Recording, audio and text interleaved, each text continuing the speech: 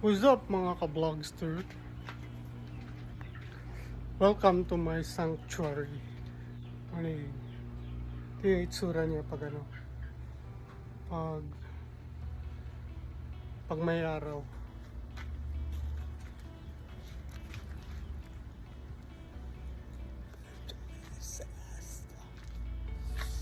So ano tayo ngayon?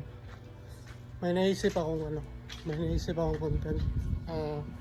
Magre-rate tayo ng favorite, ano nga yun? Favorite YouTube cooking channel.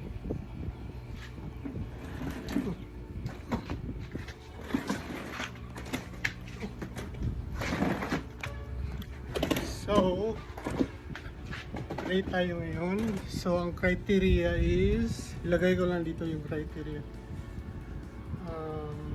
Ambience, tapos video presentation, cleanliness, vantage point.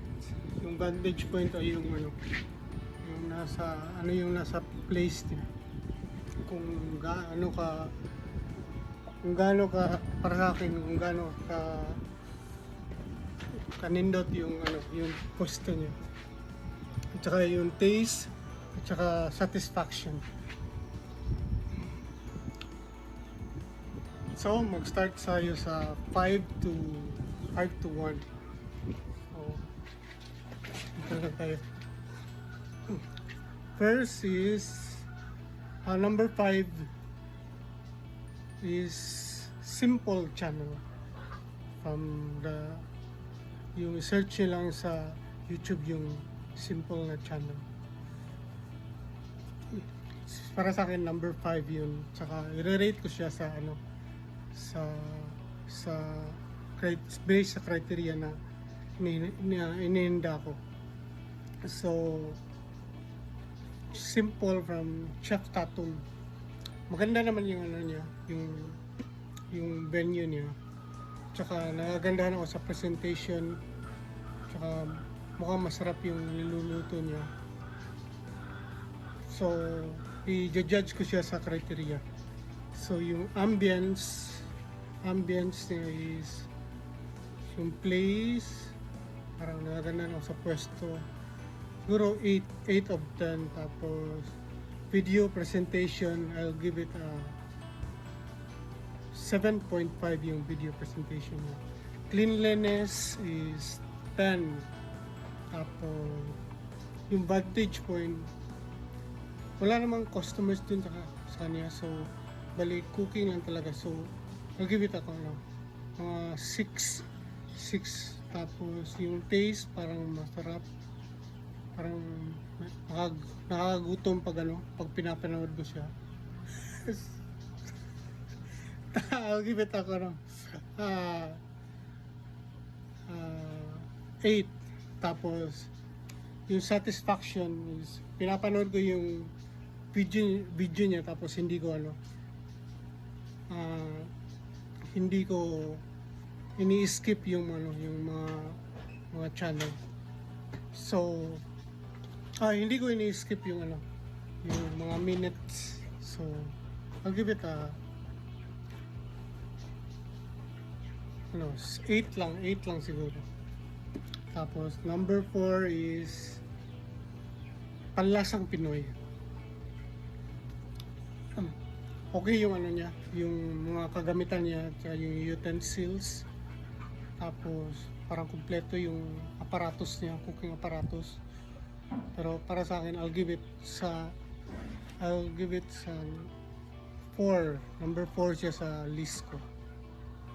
So, criteria is yung ambience is mga 8. Tapos video presentation niya is I'll give it a 9 lang. Tapos cleanliness is 10. Vantage point, siya lang kasi nagluluto doon. So I'll give it a 7. Tapos yung taste,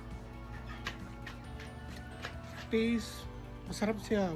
Masarap. Actually, lahat naman sila masarap. So, I'll give it a 10. Tapos yung satisfaction, hindi ko, parang pag pinapanood mo siya, wala kang pinapalampas na wala kang pinapalampas na seconds. So I'll give it a 9.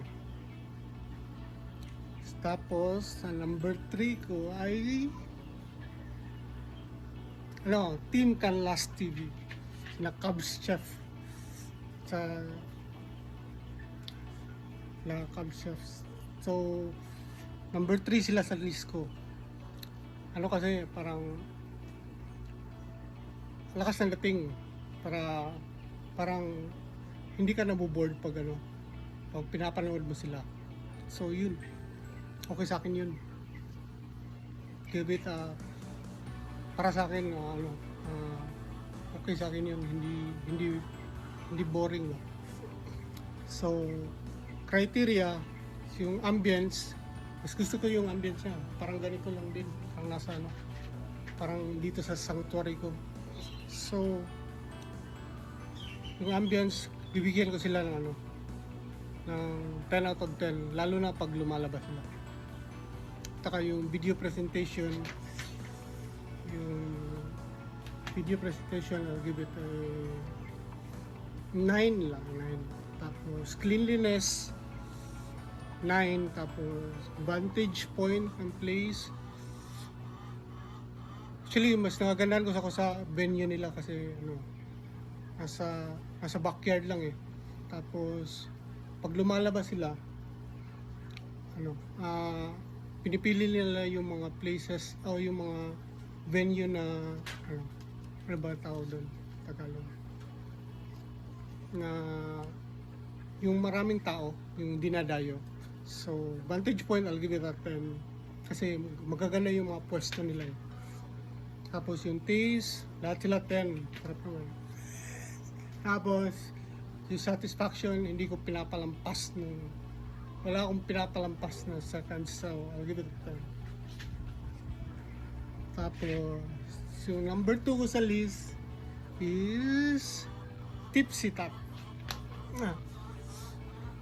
Kasama siya ni Cubs Chef noon, pero nag-separate na siya ng channel. So gusto ko yung niya, yung venue niya. Tapos yung pag kumakain siya sa labas, parang ini-explain niya ng maayos. Tapos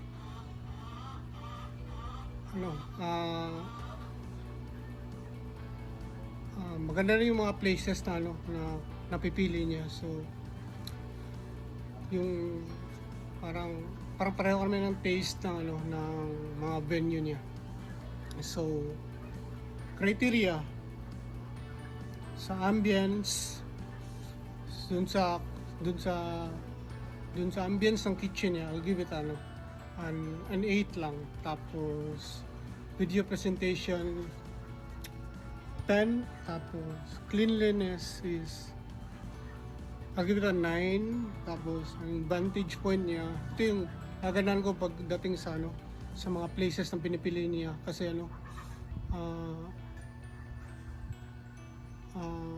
medyo hindi toxic masyado. At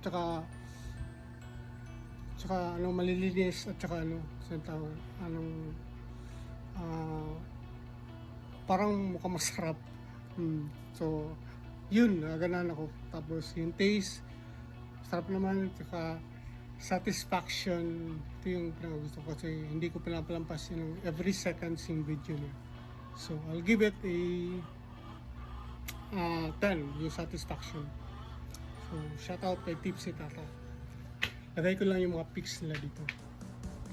So ang first candidate ko ng pili ay number 1 is Bog's Kitchen, si Kuya Bogs.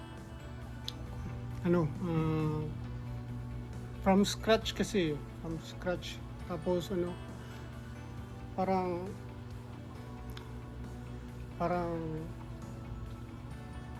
from scratch yung video niya, yung niya, hindi siya hindi high profile ba, nanggaling sa parang simple simple na ano lang, simple na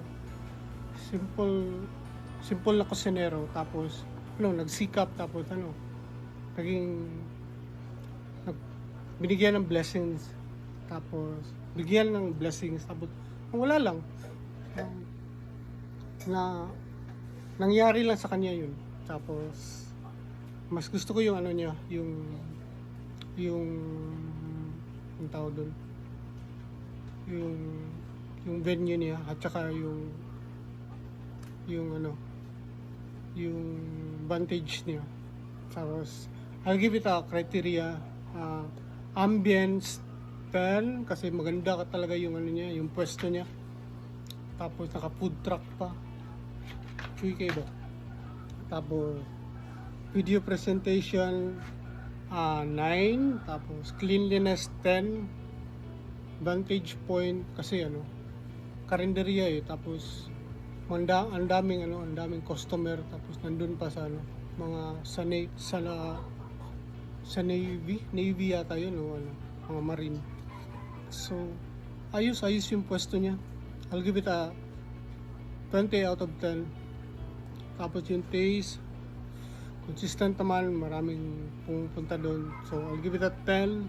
Satisfaction, kasi ano, hindi boring yung ano niya, yung ano niya,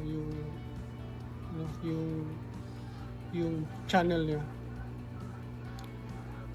So lalagay ko lang dito yung description para ma-update kayo sa ano, sa mga susunod na banata. So yun lang. Shout out sa mga ano, sa mga crews dyan.